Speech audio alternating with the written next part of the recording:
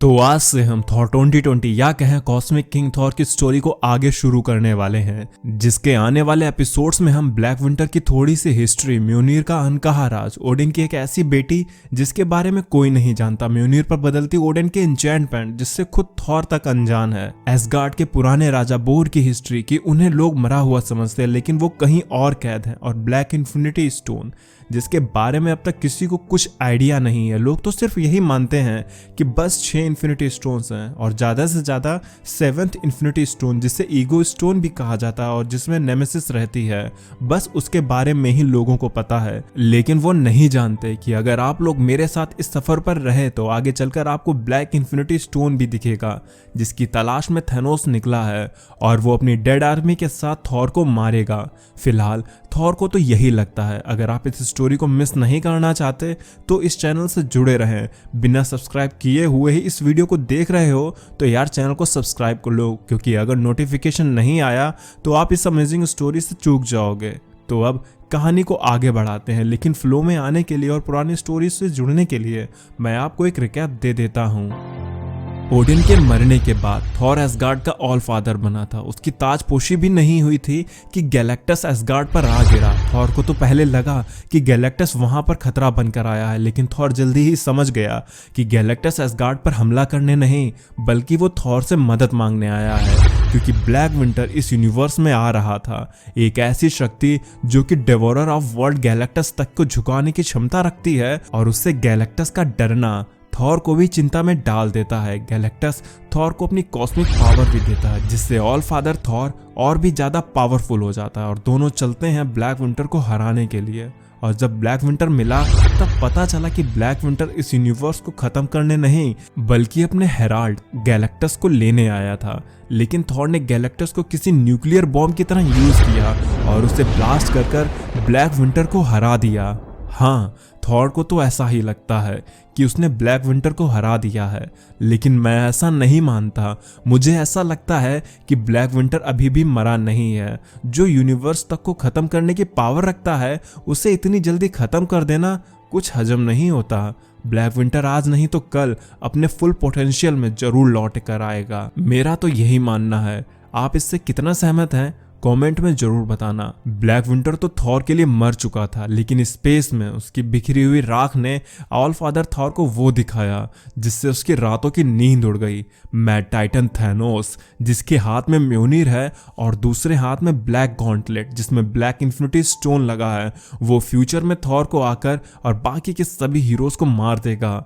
ये black infinity stone वाली बात अब तक किसी को नहीं पता थी, लेकिन क्योंकि अब इस स्टोरी के काफ़ी सारे इश्यूज आ चुके हैं जिनमें ये चीज़ क्लियर हो चुकी है कि थैनोस किसी नए ब्लैक इन्फिनिटी स्टोन की तलाश में है, तो मैंने ये आपको बता दिया। हालांकि कुछ चैनल्स ने 14th इशू के बाद की इस स्टोरी को कवर किया है और उस स्टोरी को कुछ 50,000 लोगों ने ही देखा है। मैं उनकी स्टोरी टेलिंग की रिस्पेक्ट करता हूँ, पर उन्होंने कहानी को काफ़ी जल्दी आगे भगा दिया है।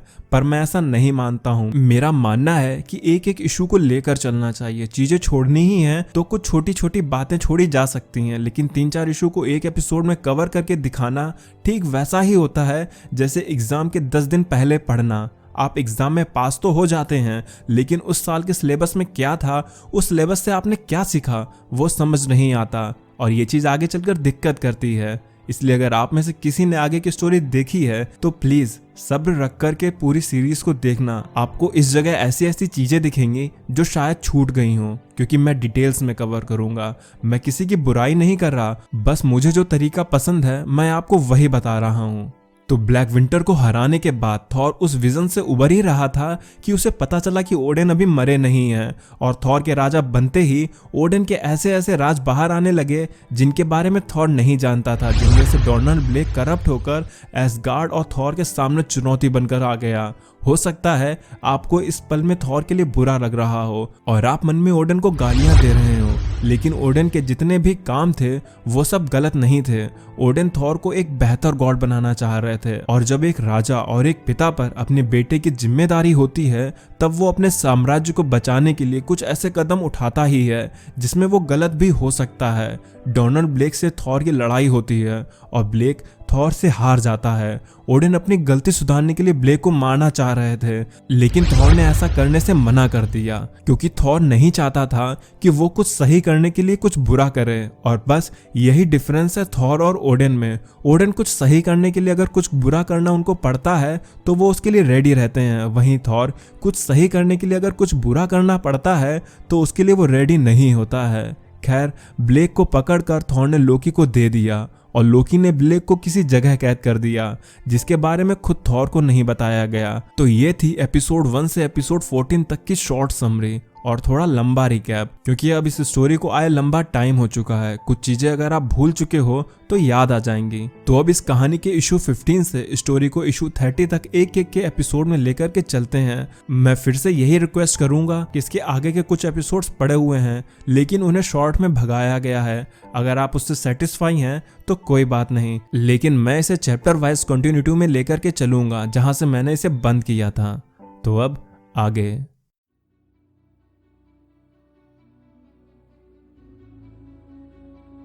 हॉल ऑफ एसगार्ड में थॉर द्वारा एसगार्ड पर आए ब्लेक नाम के खतरे के टलने के बाद सब जश्न मना रहे थे। उनके लिए तो बस ये चीज थॉर की लाइफ में आए बस एक कहानी का छोटा सा हिस्सा भर था। एसगार्डियन काफी लंबी उम्र जीते हैं, तो थॉर के लिए ब्लेक का चैप्टर ठीक वैसा था जैसे आपके क्लास की सबसे मोटी बुक में लिखा हुआ एक पैराग्राफ।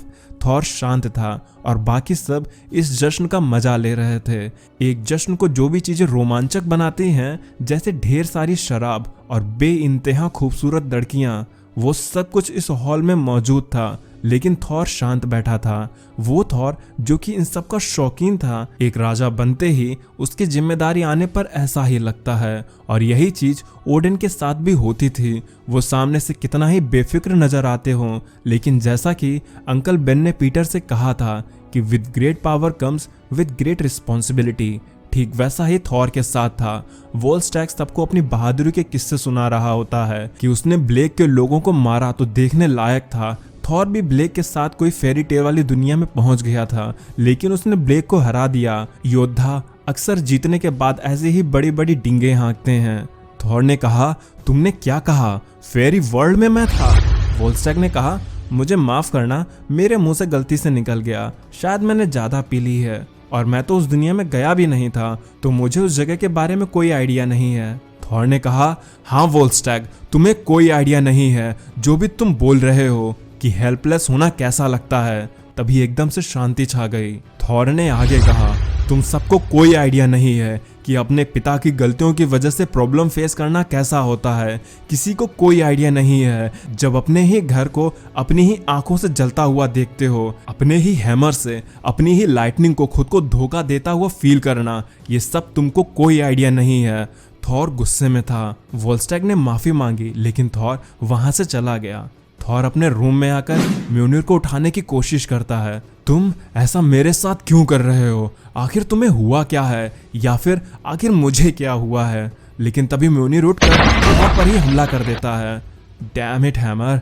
म्यूनिर थॉर के चेस्ट पर आकर बैठ गया था और थॉर उसे खुद से हिला भी नहीं पा रहा था कि तभी लोकी वहां आ गया।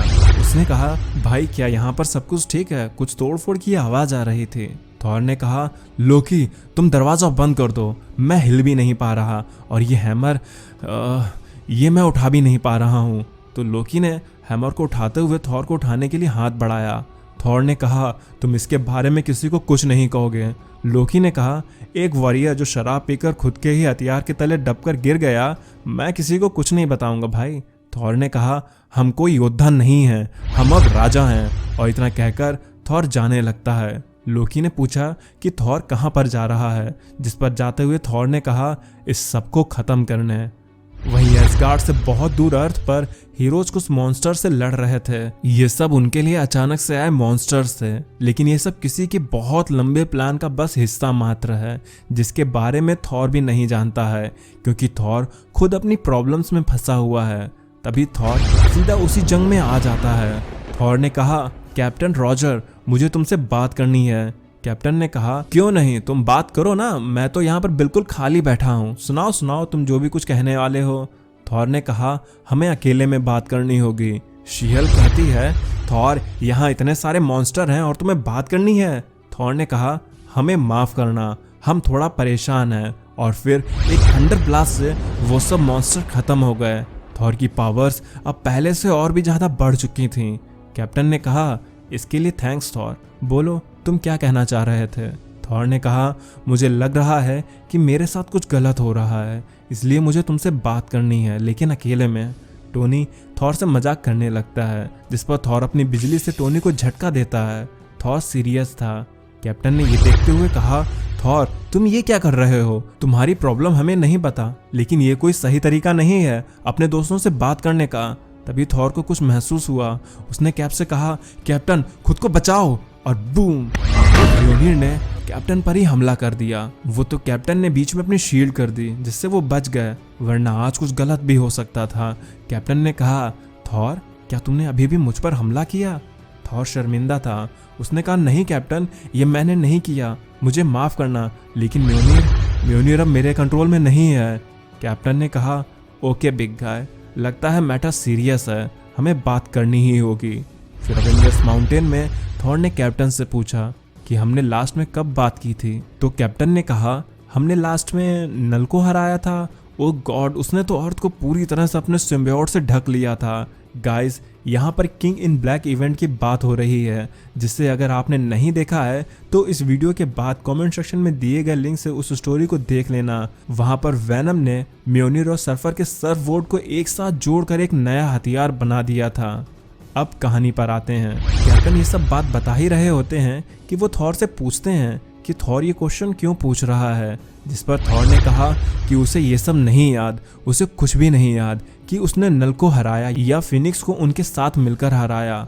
वो हर बार इन बातों को भूल जाता है। अमरता एक श्राप है। आप इतना लंबा जीते हो कि पिछले दिन आपकी यादों से कब धूमिल हो जाते हैं, आपको कुछ याद ही नहीं रहता। लेकिन तुम लोगों के बीच में आकर मुझे याद रहता है कि मैं कौन हूँ, मैं क्या हूँ, इसलिए तो तुम लोग मुझे पसंद हो। कैप्टन ने कहा, मैं पूरी तरह से तो नहीं, लेकिन कुछ हद तक तुम्हारा दर्द समझ सकता हूँ, क्योंकि मैं भी 70 साल तक बर्फ में दफन रहा, और जब जागा तो पता चला मेरी दुनिया, मेरे लोग जिन्हें मैं जानता था, वो सब अब जिंदा नहीं थे। मैं एकदम से अपने समय में अकेला था। मैंने तुम्हारी ही तरह उनको अपने सामने मरता तो नहीं देखा, लेकिन एक अफसोस है कि वो सब नहीं रहे, पर मैं हूँ। टोनी ने मुझे बताया था कि म्योनिर तुम्हारे लिए भारी होता जा रहा है, लेकिन बाकियों के लिए हल्का। क्या ये सही बात है? जिस पर थॉर ने कहा, मेरे पिता ओडिन ने म्योनिर को मेरे लिए बनवाया था ताकि मैं आने वाले खतरे का मुकाबला इस हथियार से कर सकूं, और यही वो चीज़ थी जिसने मुझे एक योद्धा बनाया, लेकिन अब मैं वो नहीं रहा। कैप्टन ने कहा, ये तुम क्या कह रहे हो थॉर? तुम अब योद्धा नहीं रहे? तुमने किंग बनते ही ये सब गिव अप कैसे कर दिया? थॉर ने कहा, नहीं, अब तक तो नहीं। हम खुद को अभी तक एक राजा नहीं मानते हैं। मैं यहाँ सिर्फ इसलिए आया था ताकि तुम्हें बता सकूं कि मैंने ना जाने कितने ही जंग इस हैमर के साथ लड़ी हैं, पर अब मुझे नहीं लगता कि ये हैमर मेरे लिए है। ये तुम्हारे पास ज़्यादा सेफ रहेगा। और इतना कहकर थॉर कैप्टन के पास म्योनिर को छोड़कर चला जाता है। लेकिन अगर आप ध्यान दें तो म्योनिर पर लिखी इंचेंटमेंट अब बदल चुकी है। जहां सबसे पहले म्योनिर पर इंचेंटमेंट थी कि whoever holds this hammer if he be worthy shall possess the power of Thor, और ये तब की बात थी जब इस हैमर को सिर्फ थॉर उठा पाता था। और जब जेन फॉस्टर ने म्योनिर को उठाया तब ही भी वर्दी की जगह इफ शी भी वर्दी हो गया, और अब प्रेजेंट टाइम में इफ दे भी वर्दी है, और दे का मतलब कई सारे लोगों में आता है, इसलिए अब हैमर को काफ़ी लोग उठा पा रहे हैं।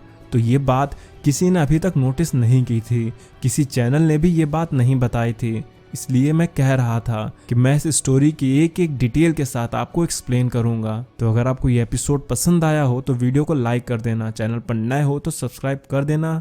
अब मैं चलता हूँ, आप मेरी बाकी की वीडियोस एंजॉय करें और खुश रहें।